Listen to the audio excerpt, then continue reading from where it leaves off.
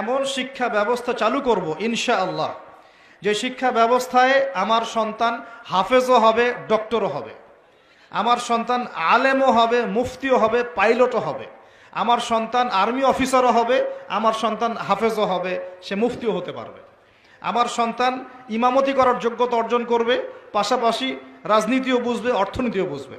এরকম যদি কোনো সিস্টেম আমরা চাই, এরকম স্বপ্ন দেখতে পারি যে আমরা সবাইকে এমন শিক্ষায় শিক্ষিত করব যে উভমুখী শিক্ষায় হারমোনিয়াসলি কম্বাইন্ড হবে, মানে আমরা একমুখী চিন্তা করব না, আমরা উপকারী সব জ্ঞানগুলোকে একত্রিত করে একটা কনস্ট্রাকটিভ সিলেবাস লঞ্চ করব।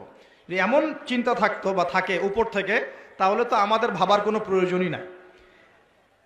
কীরকম হবে তাহলে ফলাফল? মনে করেন আমার ছেলে ক্লাস 1 থেকে নিয়ে ক্লাস 10 পর্যন্ত পড়েছে, এবং এখানে সে ইংরেজি পড়েছে, বাংলা পড়েছে, মুক্তিযুদ্ধ পড়েছে, হ্যাঁ, দেশের ঐতিহ্য জেনেছে, ইতিহাস পড়েছে, আইসিটি পড়েছে, সব কিছুই পড়েছে মাশাআল্লাহ। পাশাপাশি সে এই 10 বছরে 10 পারা কোরআন হিফজ করতে পারবে, এই 10 বছরে মিনিমাম সে 1000 হাদিস পড়তে পারবে, এই 10 বছরে সে আকিদার বইগুলো পড়তে পারবে, ফিকহের প্রামাণ্য বইগুলো পড়তে পারবে, সে আরবি ল্যাঙ্গুয়েজ শিখবে, এবারত পড়ার যোগ্যতা অর্জন করবে।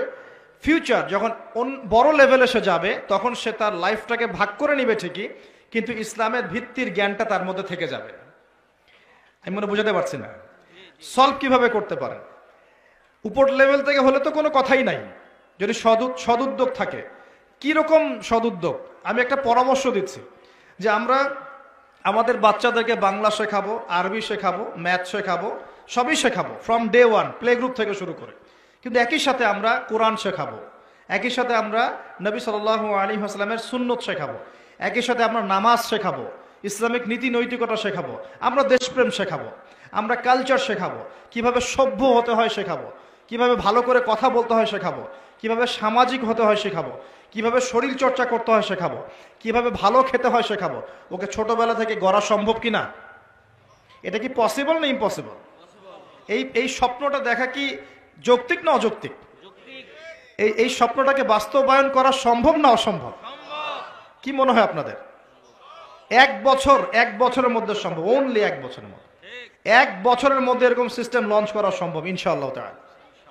আমি গর্ব করে বলছি না, 3 ঘন্টার মধ্যে প্লে থেকে নিয়ে আপনাকে আমি 5 পর্যন্ত এই 7টা-8টা ক্লাসের জেনারেল এবং ইসলামিক সিলেবাস একত্রিত করে আপনাকে একটা লঞ্চ করে দিতে পারবো ইনশাআল্লাহ। 3 ঘন্টা সময় লাগবে না ইনশাআল্লাহ, উইদিন 3 আওয়ার্স। এই 3 ঘন্টার মধ্যে প্রতিটা ক্লাসের মধ্যে তারা ইংলিশ মিডিয়াম ব্যাকগ্রাউন্ডের ইংরেজি শিখবে, বাংলা মিডিয়াম ব্যাকগ্রাউন্ডের বেঙ্গলি শিখবে, তারা ম্যাথামেটিক্স তো শিখবেই, আইসিটি বা যে তথ্য প্রযুক্তি বলেন, সাধারণ জ্ঞান, এগুলো শিখবে। পাশাপাশি ইসলামিক সিলেবাসে অ্যারাবিক, কোরআনের প্রারম্ভিক জ্ঞান, নবীর সুন্নত, আদব কায়দা, নীতি নৈতিকতা, নামাজ পড়া, ওযু করা, এই পুরো জিনিসটাকে সিলেবাস ওয়াইজ ফর্ম করা সম্ভব। 3 ঘন্টা লাগবে আমার ইনশাআল্লাহ, 3 ঘন্টা লাগবে। এটা 1 বছরের মধ্যে সম্ভব, পুরো শিক্ষাক্ষেত্র ঢেলে সাজানো। 1 বছর সময় লাগবে না ইনশাআল্লাহ তাআলা, বিশ্বাস করেন। এটা স্বপ্ন না, এটা বাস্তব। আজকে স্বপ্ন দেখছি, ইনশাআল্লাহ একদিন বাংলার মাটিতে বাস্তব হবে ইনশাআল্লাহ তাআলা। যদি উপর থেকে সদুদ্যোগ থাকে তাহলে কোনো কথাই ছিল না, কিন্তু উপরে তো চাপ দেওয়ার মতো ক্ষমতা আমাদের কাছে আছে। আমরা উপরে দাওয়াত পেশ করতে পারি যে দেখুন, আমরা সবাই মুসলিম, আমাদের সবার সন্তান আমাদের সন্তান, আমরা সবাই বাঙালি, এই দেশটা আমাদের, এই জাতি আমাদের। আমরা কখনোই চাইবো না আমাদের সন্তানরা নষ্ট হয়ে যাক, আমরা চাইবো না আমাদের সন্তানরা শিখুক বানর থেকে আমরা হয়েছি, আমরা চাইবো না আমাদের সন্তানরা ভুল ইতিহাস শিখুক, আমরা চাইবো না আমাদের সন্তানরা সমকামিতা শিখুক, আমরা কখনোই চাইবো না আমাদের সন্তানরা জেনা করা শিখুক, নগ্নতা শিখুক, এগুলো আমরা চাইবো না। এগুলো কারা চায়? যারা এই জাতিটাকে ধ্বংস করতে চায়, এরা চায় এটা। আমি যদি সত্যিকার অর্থেই জাতির কল্যাণকামী হয়ে থাকি, আমাকে সবার জন্য ভাবতে হবে। তো এরকম যদি এডুকেশন প্যাটার্নটাকে একটু ঢেলে সাজানো যায়, এটাকে শেকড় থেকে উপরে ফেলার প্রয়োজন হবে না, একটু ঢেলে সাজাতে হবে খালি। ইসলামিক এডুকেশন এবং জেনারেল এডুকেশনটাকে জাস্ট কম্বিনেশন দরকার, একটা সুন্দর কম্বিনেশন। তখন দেখবেন আপনি বিসিএস ক্যাডারও হয়েছেন, এদিকে আপনি ইনশাআল্লাহ তাআলা, হ্যাঁ ইনশাআল্লাহ হাফেজও হতে পারবেন, কোরআন বুঝতেও পারবেন, ইমামতিও করতে পারবেন, আপনি দাওয়ার কাজও করতে পারবেন ইনশাআল্লাহ। আমরা অনেক মুসলিম কান্ট্রিতে দেখেছি পাইলট যারা প্লেন এয়ারক্রাফট চালায়, অনেক পাইলট হাফেজ, অনেক ডক্টর তারা মুফতি, অনেক ইঞ্জিনিয়ার তারা মাশাআল্লাহ এদিকে ইফতাও কমপ্লিট করে ফেলেছেন। এরকমও পড়াশোনার সিস্টেম আছে, একটু খোঁজ নিয়ে দেখেন, মালয়েশিয়ায় দেখেন, মদিনায় দেখেন, সৌদিতে দেখেন, মিশরে দেখেন, দেখবেন এরকম সিস্টেম দিয়েছে তারা। General education, Islamic education combination করে এমন একটা প্রজন্ম দাঁড় করিয়েছে যে যারা জেনারেল শিক্ষিত মাশাআল্লাহ তারাও ইসলামের প্রতি সুধারণা রাখে, নামাজ পড়ে, কোরআন তেলাওয়াত করে, আর কিছু করুক না করুক দিন ইসলামের বেসিক জিনিস পালন করে। এটা কি ভালো না? এতে করে কি একটা জাতির মানে যারা জনগণ তারা কি সুনাগরিক হবে না? এতে দেশের কল্যাণ না? এটা কি দেশের সম্পদ না? অ্যাসেট। অনেক বিজ্ঞানী আছে মুসলিম কান্ট্রির মধ্যে যারা হাফেজে কোরআন, যারা হাদিসের মুহাদ্দিস, তারা ইফতা করেছেন, দাওরা দিয়েছেন, মানে বড় বড় লেভেলে গিয়েছেন, পিএইচডি করেছেন, এমবিএ করেছেন, এদিকে এমফিল করেছেন, কিন্তু এদিকে আবার সায়েন্টিস্ট, এদিকে আবার মেডিকেল সায়েন্সে আছেন, এদিকে ইঞ্জিনিয়ারিং আছেন, এদিকে পাইলট, এদিকে আর্মি অফিসার, এরকম বহু মানুষ আছে। এটাই শিক্ষা। শিক্ষা মানে কম্বিনেশন। আমরা এখন এটাকে টুকরা টুকরা করে বিভক্ত করে ফেলছি। কিরকম করে? যেমন করে আমরা মুসলিম উম্মাকে এখন দলে দলে ভাগ করেছি এইভাবে, ঠিক এইভাবেই আমরা শিক্ষাটাকে বিভক্ত করে রেখে দিয়েছি। হ্যাঁ, একটা লেভেলে যাওয়ার পরে মানুষ তার ক্ষেত্র বেছে নিবে, সেটা আলাদা। সেটা কমসে কম অনার্স লেভেলের পরে গিয়ে, তারপরে আপনি ডিফারেন্ট সেক্টর চালু করতে পারেন। যে আমি অনার্স পর্যন্ত এগুলো কম্বিনেশনে পড়েছি, এখন আমি পিএইচডি করছি ইকোনমিক্সে, এখন পিএইচডি করছি আমি পলিটিক্যাল সায়েন্সে, ইন্টারন্যাশনাল রিলেশনশিপসে, আমি ইত্যাদি ইত্যাদি। এটা সম্ভব। যদি এখন প্রশ্ন ওঠে যে উপর থেকে তো কোনো উদ্যোগ যদি না থাকে তাহলে আপনি কি করবেন? এভাবেই ছেড়ে দিবেন আপনার প্রজন্মকে? তাহলে দ্বিতীয় ক্ষেত্রটা হচ্ছে সামাজিকভাবে কিছু উদ্যোগ নিতে হবে। সামাজিকভাবে উদ্যোগ কেমন? দুটো অপশন হতে পারে আমার পরামর্শ। এক, যে ইনস্টিটিউশনগুলো আমরা করেছি, অনেকে অনেক মাদ্রাসা করেছেন আলহামদুলিল্লাহ, অনেকে অনেক স্কুল করছেন কিনা? মাদ্রাসা করছেন, স্কুল করছেন, কেউ কলেজ করছেন, কেউ মক্তব চালু করছেন, অনেকভাবে আপনারা কাজ করার চেষ্টা করছেন, ঠিক আছে। যেগুলো গড়ে তুলেছেন অলরেডি, এগুলোর মধ্যে সিলেবাসে পরিবর্তন নিয়ে আসার চেষ্টা করুন। সিলেবাসে কম্বাইন্ড এডুকেশন নিয়ে আসার চেষ্টা করুন। এখানে জেনারেলকে বাদ দিয়ে শুধু ইসলামিক পড়লেও যেমন বিশ্বকে চ্যালেঞ্জ করা যাচ্ছে না, একইভাবে শুধুমাত্র ইসলামিকটা পড়ে জেনারেলটাকে আলাদা করে ফেললেও কিন্তু আমাদেরকে বিশ্ববাসী মূল্যায়ন করছে না। কথা কি বুঝতে পারছেন? দুটার মধ্যে সমন্বয় দরকার।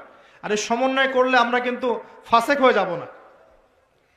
অঙ্ক কোনো অনইসলামিক সাবজেক্ট নয়, ইংরেজি কোনো অনইসলামিক সাবজেক্ট নয়, বিজ্ঞান কোনো অনইসলামিক সাবজেক্ট নয়, চিকিৎসা শাস্ত্র কোনো অনইসলামিক সাবজেক্ট নয়, ইঞ্জিনিয়ারিং কোনো অনইসলামিক সাবজেক্ট নয়। এগুলো কি, এই জ্ঞানগুলো কি আমরাই মানে প্রডিউস করেছি, না এই জ্ঞান আল্লাহ আমাদেরকে দিয়েছিলেন? বলেন তো। আপনি যদি কোরআন পড়লে দেখবেন কোরআনকে 3 ভাগে ভাগ করতে পারবেন, যার একটা বড় অংশে থাকবে হিস্ট্রি বা ইতিহাস। তাহলে ইতিহাস শাস্ত্র কি জায়েজ না জায়েজ? হিস্ট্রি জানা কি খারাপ না ভালো? বিশ্বের ভূ রাজনৈতিক প্রেক্ষাপট জানবো, এটা কি জায়েজ না জায়েজ? আমি যদি না জানি পুরো বিশ্বে কি চলছে, আমি কেমন করে ইসলামকে নিয়ে আগাবো বলেন? অর্থনীতি একটা জায়েজ সাবজেক্ট না জায়েজ সাবজেক্ট? ইকোনমিক্স যদি আমি না বুঝি তাহলে আমি ব্যাংকিং সিস্টেম, ফাইন্যান্স কেমন করে লঞ্চ করব, কিভাবে আমি এটাকে ডিল করব? এখানে একটা শুরু থেকে সমস্যা হয়ে আসছে।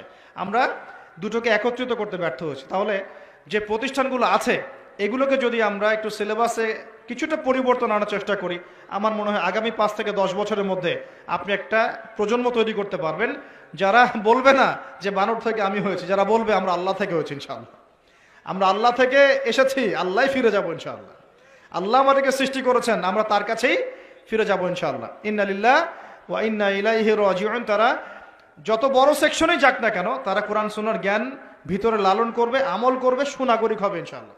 এটা একটা অপশন। আর একটা অপশন, এখন যদি প্রতিষ্ঠানের পরিচালকরা এটাতে রাজি না হন, সামাজিক সাপোর্টটাও না পান, তাহলে কি করবেন?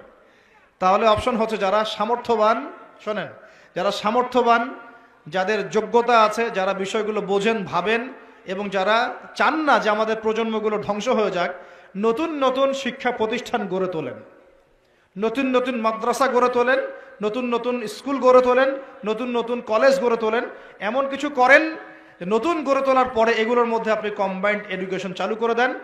আগামী 10 থেকে 20 বছর পর একটা ভালো ফলাফল পাবেন ইনশাআল্লাহ তাআলা। আর একটা অপশনগুলো মনে থাকবে তো ইনশাআল্লাহ।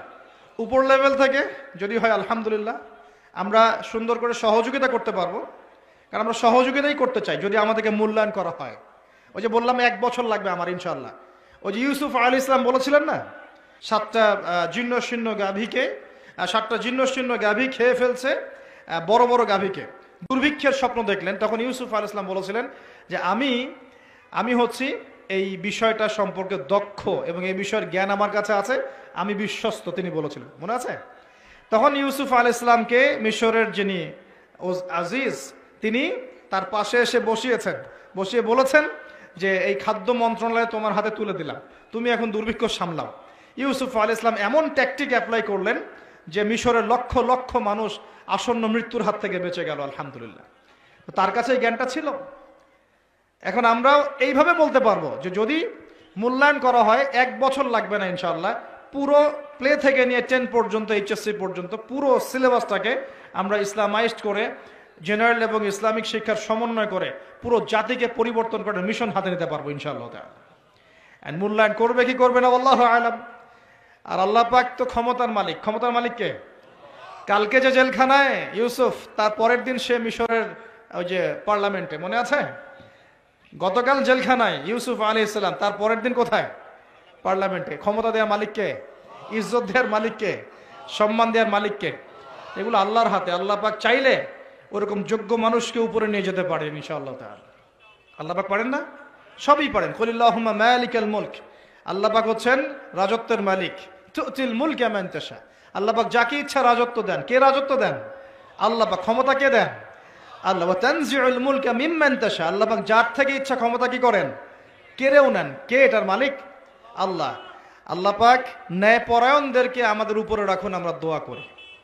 আমাদের উপরে যাদেরকে আল্লাহ পাক রাখুন তারা যেন ন্যায় বিচার করতে পারে, সেই দোয়া আমরা করি। ন্যায়পরায়ণ শাসক আল্লাহ পাক আমাদেরকে দান করুন, দোয়া করি। আমরা কারো পক্ষে বিপক্ষে কখনো কথা বলতে যাব না, কারণ এখানে একটা সো কল্ড পশ্চিমা ডেমোক্রেসি চলছে আর কি। এখানে পক্ষপাতিত্ব করতে গেলে আমরা জালেম হয়ে যেতে পারি। দোয়া করতে হবে যে আল্লাহ পাক আমাদের উপরে যেন সৎ, যোগ্য এবং ন্যায়পরায়ণ শাসক আল্লাহ পাক আমাদেরকে দান করেন, বলি আমিন। এবং তাদেরকে ন্যায় বিচার করার তৌফিক আল্লাহ পাক দান করেন। আল্লাহ পাক এমন শিক্ষা ব্যবস্থা প্রণয়ন করার তৌফিক দান করেন যার মধ্য দিয়ে যেন আমাদের ছেলেমেয়েরা, আমাদের সন্ততিরা আগামী 5-10 বছর পরে যারা আসবে তারা এই বাংলার মাটিতে জেনারেল শিক্ষায়ও শিক্ষিত হবে ইনশাআল্লাহ, ইসলামিক শিক্ষাও শিক্ষিত হবে ইনশাআল্লাহ। তারা মসজিদের ইমামও হবে, অর্থনীতির বিষয়ে বুঝবে। তারা ডক্টরও হবে, হাফেজও হবে, তারা ইঞ্জিনিয়ারও হবে ইনশাআল্লাহ। এদিকে দেখবেন সে দিনের বেসিক জ্ঞান অর্জন করে মোটামুটি মেশকাত দাওরা পর্যন্ত পড়ে ফেলেছে ইনশাআল্লাহ। তার সম্ভব, এটা অসম্ভব কিচ্ছু না। একটা 4 বছরের একটা বাচ্চা মিনিমাম 200টা শব্দ মুখস্থ করতে পারে। 4 বছরের বাচ্চা। একটা 5 থেকে 6 বছরের বাচ্চা একই সাথে 3টা ল্যাঙ্গুয়েজ শিখতে পারে। 4 থেকে 6 বছরের বাচ্চা। এটা পড়েন, প্যারেন্টিং সম্পর্কে পড়েন, এডুকেশন সিস্টেম নিয়ে ঘাটাঘাটি করেন। বড় বড় কান্ট্রিগুলোর দিকে তাকান, আচ্ছা সেকুলার কান্ট্রির দিকেই তাকান, ব্রিটেনের দিকে তাকান, কানাডার দিকে তাকান, আপনি অস্ট্রেলিয়ার দিকে তাকান, ঠিক আছে, মিডল ইস্টের কান্ট্রিগুলোর দিকে তাকান, দেখেন ওরা শিক্ষা ব্যবস্থাকে কিভাবে ঢেলে সাজাইছে। ওরা শুধু একমুখী শিক্ষা চাচ্ছে না। উত্তর কোরিয়ার নাম শুনেছেন কিনা? আচ্ছা চায়নার কথা বলি, উত্তর কোরিয়া পরে। চাইনিজদের মধ্যে কি কোরআন আছে?